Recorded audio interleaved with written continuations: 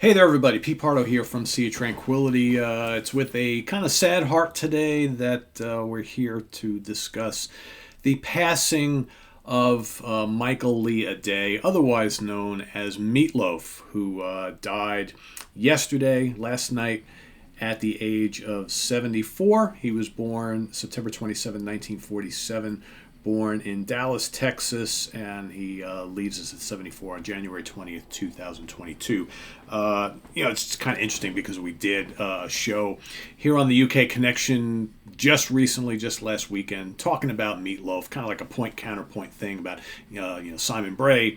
Big fan of Meat Loaf. I also quite like Meat Loaf, whereas Stephen Reed not so much. And we talked about a lot of things relating to Mr. Loaf and his albums and all that sort of stuff. And here we are, not even a week later, and he has left us. But Meat Loaf, kind of a phenomenon, right? A guy who got his start on the stage and theater, singing also, like R&B and Motown type stuff, and became one of the biggest selling artists in the history of rock and roll with that debut, Bad Outta Hell, right? But he got his start before then. Of course, he was in the play Hair. He was in the Rocky Horror Picture Show, right? He had his first band was called Stoney and Meat Loaf, right? And that was before, about 5 or so years before Bad Outta Hell, 6 years, something like that. I think for most people, though, especially the rock world, really got to know or got a glimpse of this singer named Meat Loaf on the Ted Nugent Free For All album, where he sings on a handful of tracks on this album. Of course, this was a period of the time of Ted Nugent's band where he and Derek St. Holmes, the singer, rhythm guitar player, kind of having some issues together. So Derek's only on a couple songs on the album. They bring in Meat Loaf, who sings on the rest of the tracks, or most of the rest of the tracks. Ted sings a couple there. And you listen to this, you're like, oh my God, this guy has an incredible voice. Man, what a hard rock singer, right? Well, then not long afterwards, of course, he hooks up with a guy named Jim Steinman. So 1977, Sniff 76 with the Free For All album. And this kind of gets, look at that. You can tell I've had this CD for a long, long time. I should replace this. You don't usually see cracks on my CDs there. But this was a tremendous, tremendous, tremendous album. The debut Meat Loaf album. Great album cover, great logo, great sound, produced by Todd Rundgren. You got a bunch of guys from Utopia and Bruce Springsteen's band playing on the album. It's big, it's bombastic. They kind of, Meat Loaf and Jim Steinman would form almost like the Elton John, Bernie Taupin kind of relationship, the singer who helps out with the arranging, but Bernie's the guy, Jim Steinman is the guy, writing all the lyrics and kind of helping put these songs together, and then you bring in the musicians to make it all happen. And this is a million upon million selling album, one of the big phenomenons of the late 70s. And I remember buying this as a kid and totally loving this. I love the theatricality of it. You could tell there was passion behind it. There's some good hard rockers on here. Even the ballads are great. I mean, Bad Outta Hell, you took the words right out of my mouth. Must have been while you were kissing me. Heaven Can Wait, all revved up with No Place to Go, just completely rocks. 2 Out of 3 Ain't Bad, great ballad. Paradise by the Dashboard Light, of course, is the quintessential hit from this album, the big epic, how theatrical, and then For Crying Out Loud, which is real operatic and just emotional. A classic album for a reason. And, the career of Meat Loaf would take lots of weird twists and turns. I mean, he, went out on tour, did big business, and like I said, he was everywhere. Meat Loaf everywhere. Everybody had this album. Everybody was interested in Meat Loaf. But, then he goes and kind of blows his voice out on tour, can't do the follow-up. Meanwhile, the record label is like, come on. Jim Steinman's got a whole album's worth of songs ready to go. So what do? They wind up releasing a Jim Steinman solo album that was really supposed to be the follow-up to that. 4 years later, finally, Meat Loaf comes back with Dead Ringer, which I'm trying to find my copy of here. Okay, Dead Ringer in 1981, which basically is made up of tracks that were kind of left over from the Jim Steinman solo album and a couple of the new ones.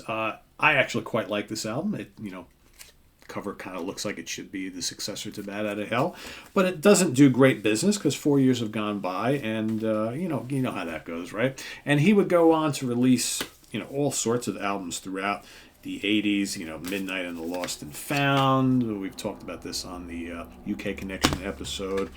And you've got Bad Attitude, right? You've got Blind Before I Stop. What happened to the logo? What happened to the whole guy on the bike type of thing? So Meat Loaf's career kind of like stumbling, and throughout the 80s, but it wasn't until the early 90s that they decided to revisit that bat coming out of hell, right? And it kind of worked. Bad Out of Hell 2, Back Into Hell, and again, you look at the album covers. I mean, they make kind of sense. This was a huge hit. You had I Do Anything for Love, But I Won't Do That. Huge hit single on this particular album. It's actually a pretty fun album. Good Girls Go to Heaven, Bad Girls Go Everywhere, Life is a Lemon and I Want My Money Back, Rock and Roll Dreams Come Through. A lot of fun songs on here. Again, a good cast of characters. It feels like the Meat Loaf album that we really all knew well. And Meat's career is going great again. Of course, then we've got 2 years later, Welcome to the Neighborhood, which I think is a pretty solid record. They couldn't have said it better. They decide in 2006, 13 years later, because again, the sales are starting to kind of slip a little bit. Bad Out of Hell Part 3, The Monster is Loose. It's All Coming Back to Me Now, featuring Marion Raven. In the Land of the Pig, The Butcher is King, The Monster is Loose, Blind is a Bat. Good songs on here. Not quite as probably enjoyable through and through as the first two Bad Out of Hell albums, but, fun stuff nonetheless. Still has his voice, right? Still, he's teaming up with Jim Steinman for the most part. So the winning formula is still working. That sold really well. Since then, Hang Cool Teddy Bear, ridiculous title for an album in 2010. Hell in a Handbasket. A Handbasket 2011, so a year later, and then Braver Than We Are in 2016. And that basically was the last album release we've heard from Meat Loaf. But he's toured regularly. He has also appeared in a ton of movies and films and TV shows. And I think, probably in the years since the really successful Bad Out of Hell albums, I think that he's probably, really made his living doing film and TV. He just was kind of showing up everywhere, and he proved to be a very good actor. And, not surprising because he comes from a theater background.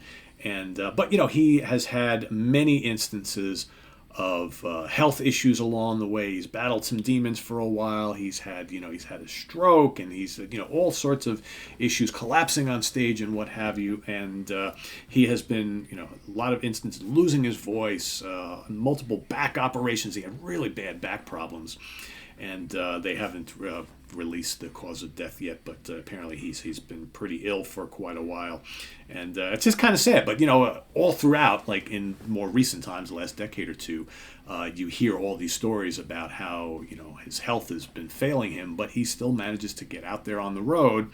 Which, I've seen him over the last decade or so, and voice was not really in good shape, but he's still the great performer. Right, so that's the thing. I think it is his desire always to be on stage and to perform for his fans always kind of superseded whatever his health was. You can read interviews and stories of him talking about how he'd be out on these tours and he'd be collapsing from just even trying to hit some high notes would just wreak havoc on his back because his back was in such sorry shape. But yet he, go back to the hotel and rest and relax, and he's like, what? Got to go out there tomorrow. So I think, as a guy who always wanted to give his all to his fans, I think there's something to be said for that. And, quite frankly, I like a good chunk of the Meat Loaf catalog. Are there all great albums here? Probably not. But always a fantastic singer, especially in his prime. I mean, this guy could sing with anybody. And I think there's a certain flair to his music, with and without his partnership with Jim Steinman, I think, that always brought something interesting to the table. It's got like this little bit of Broadway theatricality to rock and roll, which I think is pretty interesting, and I always kind of dug. So, but regardless of whether you like his music or not, I know there's both sides of the camp, right? I think we can all admit that he was a pretty talented dude, and I think that, like I said, he was always working, whether it was music or acting. I mean, this guy was just always busy, and I think a true talent that we've seen, over the last 45 or so years. So Meat Loaf, better known as Michael Lee Aday, leaves us on the 20th of January at age 74. Rest in peace, Meat Loaf. Hopefully he's up there singing and hanging out with all the greats. So thanks for watching, everybody. Visit us on the web at www.seatranquility.org. We're on Facebook. We're on Twitter. Of course, we're here on YouTube all the damn time. So in tribute to the man, go out and play some of these cool albums, some of the great albums, some of the not so great albums, and celebrate a little bit of loafdom here today as we lose another one of our rock stars, Meat Loaf. So thanks for watching, everybody. I'm Pete Pardo. Take care. Bye-bye.